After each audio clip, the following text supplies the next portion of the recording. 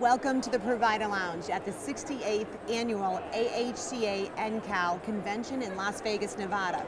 Today we're here with Loretta Kaes. She is the Director of Quality and Clinical at New Jersey Healthcare, an affiliate of American Healthcare. Loretta, thank you so much for coming today. My pleasure, thank you. Thank you.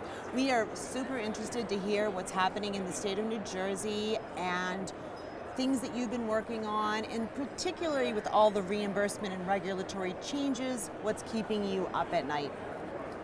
Well, New Jersey is really active in the ACO.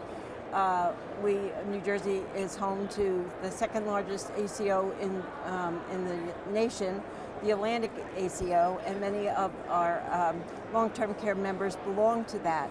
So there's a definite emphasis on collecting and analyzing data for the ACO and for their own analysis of what has to be done in their own facilities. A very concerning trend is that in New Jersey, the Medicaid payment is very delayed and is a serious impact now on the reimbursement issue for long-term care providers. On the assisted living front, they're gearing up for the higher acuity resident, which they already are taking care of while trying to maintain the social setting, because the social setting is the benefit, definitely. But they also have to provide care for chronic medical diseases. So they're gearing up to do the, maybe work with the bundle payment systems in the orthopedic and coronary care, cardiac care, already by waiver from the state regulations. We are starting IVs, we are treating short-term antibiotic IV treatment along with dehydration, and some assisted livings are moving up to step-down cardiac care, cardiac rehabilitation. So in that way, we differ from the rest of the nation. We're kind of trend-setting. Absolutely, it's amazing. By necessity. And I will say that our regulations, especially on the assisted living side, lend to that flexibility where most states do not. So we're at an advantage there. The rules of participation, of course, is my biggest challenge right now. I can't imagine what it is to the facilities to implement all these rules and regulations in a short period of time. While some of them are really good, definitely a change was necessary. They haven't been updated in 21 years. So we saw that coming.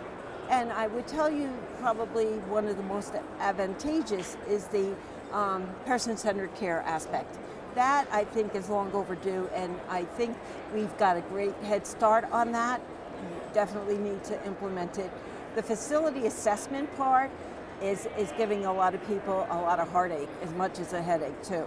So we're working to educate on that, and we're all working uncharted courses here. Yes, it's new, it changes, stressful, and yes. There's a lot of stress associated with it. Back up, when you mentioned about Medicaid and you said the payment is delayed, are you saying that the funding is not being delivered timely, like it's a cash flow thing, or is it I'm not rules? Sure that it's such a cash flow thing. I think it's more of a bureaucratic thing. Okay. And maybe staffing wise on the Medicaid side, maybe a little Is New Jersey case mix on the Medicaid side? Not really, no. Okay. They receive, especially by waiver in the assisted living, they have one set fee for no matter what the acuity, and that's difficult. That's difficult because the acuity is high, no matter what or who the payment source is. And on the long-term care side, it's just receiving the payment. We don't, it could be a combination of cash flow. But New Jersey, so when I say case mix, is the rate for New Jersey Medicaid driven by the MDS? Or is it a flat cost? It's a flat it is. per day. Is New Jersey looking into case mix, meaning MDS driven? Is it one of the states that's, or maybe not? I thought I heard it was, but. I'm not sure of that. I don't think so. I haven't heard any information, but one really good thing that happened with the Medicaid in New Jersey on the long-term care side is that it's privatized now. It's privatized to HMO, and we had the opportunity.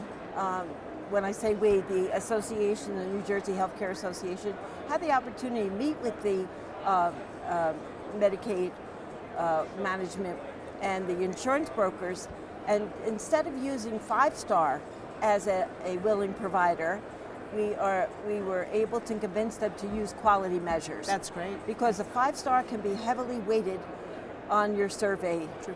Yeah. And that, speaking about the 5-star, I think in some ways it does focus on quality, but I think its downside is that it's too heavily weighted on the survey, because it's one moment in time. And you could be a 5-star today, doing everything right and having great outcomes, and then tomorrow, because of a single serious infraction, and maybe not even, you're down. You're down to a 3 or 2. Well, thank you so much for your insight.